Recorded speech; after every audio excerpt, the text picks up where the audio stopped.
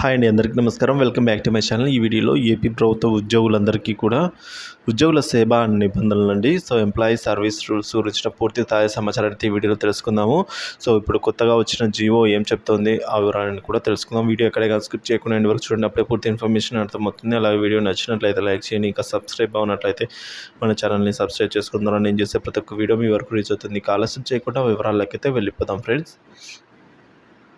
ఉద్యోగుల సేవా నిబంధనలు విషయానికి వచ్చినట్లయితే ముఖ్యంగా కారుణ్య నియామకాలండి. ఉద్యోగం చేస్తూ కుటుంబాన్ని పోషిస్తున్న వ్యక్తి కనుక హఠాత్తుగా మరణించితే ఆ కుటుంబ సభ్యులు ఆసరా కోల్పోతారు. ఇబ్బందుల్లో కోరుకొని పోతారు. కాబట్టి ఆ ఆరోగ్య కారణాల రీత్యా ఉద్యోగం చేయలేని ఆసక్తి ఏర్పడిన అదే పరిస్థితి ఏదైనా ఉన్నా కూడా ఎంప్లాయీ సంబంధించి ఉద్యోగం చేయలేకపోయిన పరిస్థితిలో ఉన్న ఇలాంటి కుటుంబాలను ఆదుకోవడానికే ఈ కారుణ్య నియామకం అనేది చేపట్టడం జరిగిందండి. అయితే ఈ కారుణ్య నియామకం ఈ నియమాలపై చాలామందికి అనుమానాలు అయితే ఉన్నాయి. ఎప్పుడు ఇస్తారు, ఎలా ఇస్తారు, ఎవరికి ఇస్తారు, ఎక్కడ, ఏమిటి, ఎలా అప్లై చేసుకోవాలి, ఎలా దరఖాస్తు చేసుకోవాలన్న పూర్తి సమాచారం అయితే చాలామందికి తెలియదు. వారి కోసం అయితే వీడియో అయితే పూర్తిగా చూసి తెలుసుకోగలరండి. అలాగే తెలిసిన వారు కూడా ఒకసారి చూడండి. ఏమైనా మిస్టేక్స్ ఉన్నా ఏదైనా ఉన్నా కూడా మీరైతే కామెంట్ ద్వారా తెలియజేయండి. ఏమైనా డౌట్స్ ఉన్నా కూడా మీ సందేహాలు ఏమైనా కూడా కామెంట్ చేయండి. కారుణ్య నియామకాలు అనేది 2 రకాలుగా ముఖ్యంగా ఉంటాయండి. ఒకటిది మరణించిన ఉద్యోగి కుటుంబీకులకు ఇచ్చేది. మరొకటి ఏంటంటే వైద్య కారణాల వల్ల ఉద్యోగ విరమణ చేసిన ఉద్యోగి.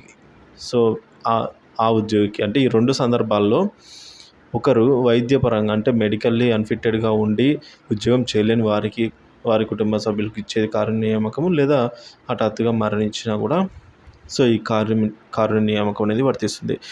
కారుణ్య నియామకం లక్ష్యం ఏమిటి అన్న విషయానికి వచ్చినట్లయితే మరణించిన లేదా అనారోగ్య సమస్యల వల్ల ఉద్యోగం చేయలేని పరిస్థితి ఏర్పడిన కుటుంబాలను ఆర్థికంగా ఆదుకోవడం అయితే దీన్ని ప్రధాన లక్ష్యం అండి కారుణ్య నియామకము. జీవో ఏం చెప్తుందంటే మరణించిన ప్రభుత్వ ఉద్యోగిపై ఆధారపడి ఉన్న వారికి జీవో నెంబర్ 687 GAD 10 అక్టోబర్ 3, 1997 ద్వారా ఈ కారుణ్య నియామకం అప్పట్లో విడుదలైన జీవో నెంబర్ 687 ప్రకారం కారుణ్య నియామకం ఇస్తారండి. ఈ జీవో అయితే అప్పుడు 1997లో అయితే రిలీజ్ అవ్వడం జరిగింది. ఈ జీవోకు సంబంధించి పలు వివరణలు ఇచ్చారు. వీటన్నిటిని చేర్చి 60681 సర్వీస్ ఏ 2003 JAD ద్వారా సమగ్ర ఉత్తర్వులు అయితే ఇచ్చారు.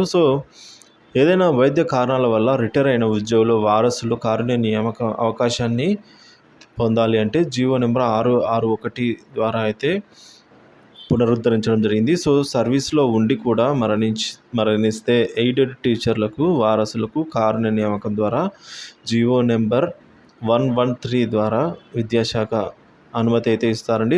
కారుణ్య నియామకం అర్హులు ఎవరు, ఇప్పుడు ఏ పరిస్థితుల్లో కారుణ్య నియామకం అనేది ఇస్తారో తెలుసుకున్నాము. ఒకటి ఉద్యోగి మరణిస్తే లేదా మెడికల్లీ అన్ఫిట్టెడ్ అయిన తర్వాత ఒకవేళ అనారోగ్య పాలైనా ఏవైనా సరే అతను ఉద్యోగం చేయలేక పదవి విరమణ చేయాలనుకుంటే ఆ పరిస్థితులు అయితే కారుణ్య నియామకం అనేది వర్తిస్తుంది.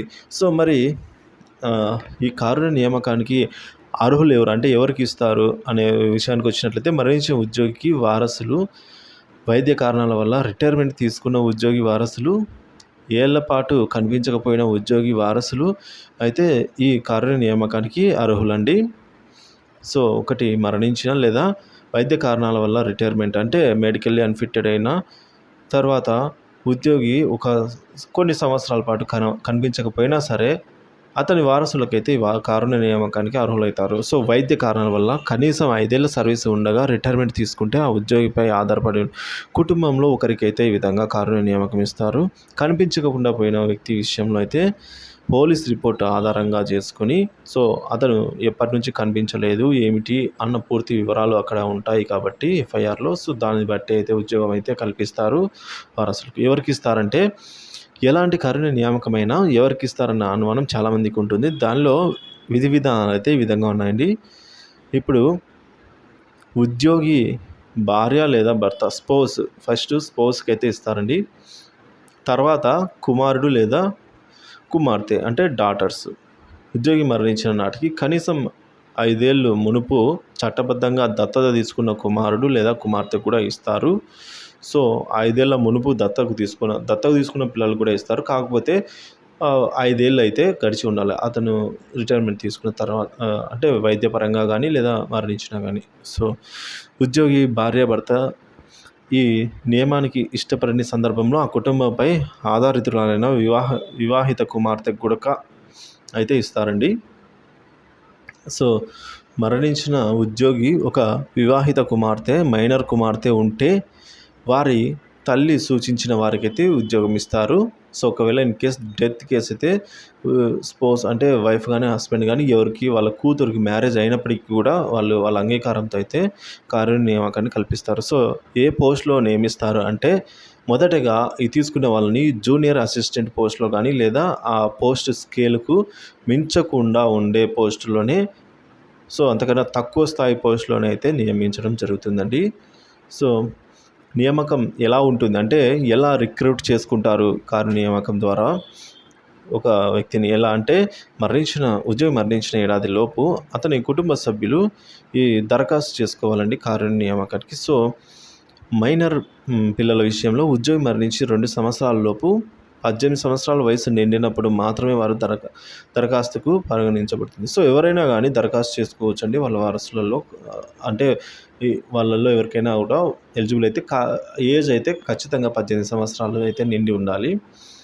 సో, వైద్య కారణాల వల్ల రిటైర్మెంట్ కోరుకునే వారి విషయానికి వచ్చినట్లయితే రాష్ట్ర జిల్లా వైద్యుల కమిటీకి పంపి వారి నివేదిక ఆధారంగా జిల్లా రాష్ట్ర కమిటీ సిఫార్సు మేరకు ఈ నియామకాన్ని అయితే అనుమతిస్తారు. సో, అర్హతలు ఆయా పోస్టులకు సంబంధించి నిర్ణీత అర్హతలు కలిగి ఉండాలి. అయితే జూనియర్ అసిస్టెంట్గా సబార్డినేట్ ఆఫీస్లో నియామకమైన అర్హత అయిన ఇంటర్మీడియట్ పాస్ అయ్యేందుకు 3 సంవత్సరాల గడువు, శాఖాధిపతి కార్యాలయం లేక సచివాలయం అయితే నియామక అర్హత అయిన డిగ్రీ పాస్ అయ్యేందుకు 5 సంవత్సరాల గడువు కూడా అయితే వాళ్ళైతే ప్రొవైడ్ చేస్తున్నారండి. సో, ఎస్సీ, ఎస్టీ, బీసీ కులాల వారికి అయితే 5 ఏళ్ళు మినహాయింపు కూడా ఉంది. సో, వారు కావాలంటే 5 ఏళ్ళ వరకు కూడా గ్యాప్ తర్వాత కూడా అప్లై చేసుకునే దానికైతే మినహాయింపు ఉంది. ఇక ఉద్యోగి భర్త లేదా భార్యకు ఈ నియామకం ఇవ్వాల్సి వస్తే వారి వయోపరిమితి 45 ఏళ్ళు అయితే మించి ఉండకూడదు. చివరి శ్రేణి పోస్టుకు వయసు అర్హత కలిగిన విధంగా లేనప్పుడు ముందు నియామకం ఇచ్చి ఆ తర్వాత మినహాయింపు సంబంధించిన శాఖ నుంచి అయితే పొందవచ్చు. సంబంధిత శాఖ నుంచి కూడా అయితే పొందవచ్చండి. సో, ఈ నియామక పరిధి అనేది ఎలా ఉంటుందంటే మరణించిన వ్యక్తి విషయంలో కనుక చూసుకున్నట్లయితే సో, పనిచేసిన యూనిట్ నియామకం అయితే ఇస్తారు. ఆ యూనిట్లో ఖాళీలు లేనప్పుడు ఆ కేసులను నోడల్ అధికారి అయిన జిల్లా కలెక్టర్కు పంపితే ఆయన ఇతర డిపార్ట్మెంట్లకు కేటాయిస్తారు. సో, ఏ డిపార్ట్మెంట్లోనూ ఖాళీలు లేవని సందర్భంలో కలెక్టర్ ఒక క్యాలెండర్ సంవత్సరంలో 5 వరకు అయితే సూపర్ న్యూమరీ పోస్టులని అయితే సృష్టించవచ్చు కాబట్టి కలెక్టర్ ద్వారా. సో, అంతకుమించి పోస్టులు అవసరమైనప్పుడు సంబంధిత శాఖకు ప్రతిపాదనలు అయితే పంపాల్సి అయితే ఉంటుంది. సో, ఈ విధంగా అయితే నియమిస్తారు. ఈ నియామకానికి అయితే ఈ డైరెక్ట్ రిక్రూట్మెంట్ కోటాలో 6 పాయింట్ ఫార్ములాకు లోబడి అయితే ఇవ్వబడతాయి. రిజర్వేషన్ నిబంధన రూల్ నెంబర్ 22ను పాటించవలసి అయితే ఉంటుంది. సో, మరణించిన వ్యక్తి భార్య నియామకానికి దరఖాస్తు చేసుకుంటే ఆమె సొంత జిల్లా కానీ లేదా భర్త ఉద్యోగం చేసిన చోట కానీ ఏ ఇతర జిల్లాల్లో కానీ నియామకం అయితే కోరవచ్చు. అక్కడ వారైతే అనుకూలంగా అయితే వారికి ఇవ్వడం జరుగుతుంది రిక్రూట్మెంట్ అనేది.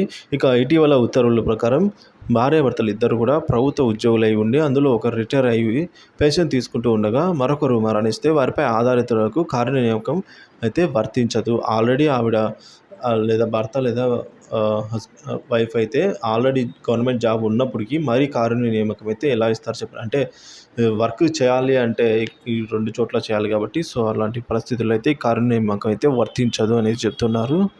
సో, ఆ ఇంట్లో పెన్షన్ పొందుతున్న వ్యక్తి ఉన్నందున దాని ఆదాయం ఉన్న కుటుంబంగానే పరిగణించి నియామకం అయితే ఇవ్వరు.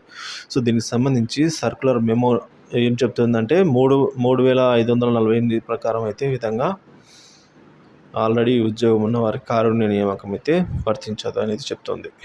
ఇక భార్య లేదా భర్త చనిపోతే భర్త లేదా భార్యకు 45 వయసు దాటితే నియామకానికి అర్హులు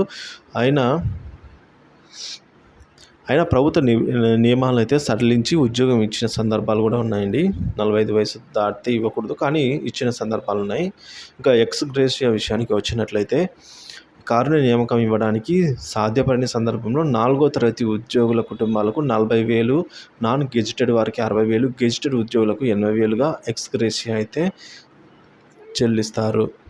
ఇదండి కారుణ్య నియామకానికి సంబంధించిన పూర్తి ఇన్ఫర్మేషన్. వీడియో నచ్చినట్లయితే లైక్ చేయండి. సో ఏవైనా డౌట్స్ ఉన్నా వీడియోని మళ్ళీ ఒకసారి చెక్ చేయండి, లేదంటే కామెంట్ చేయండి. Thank you for watching this video. Please like, share, subscribe my channel.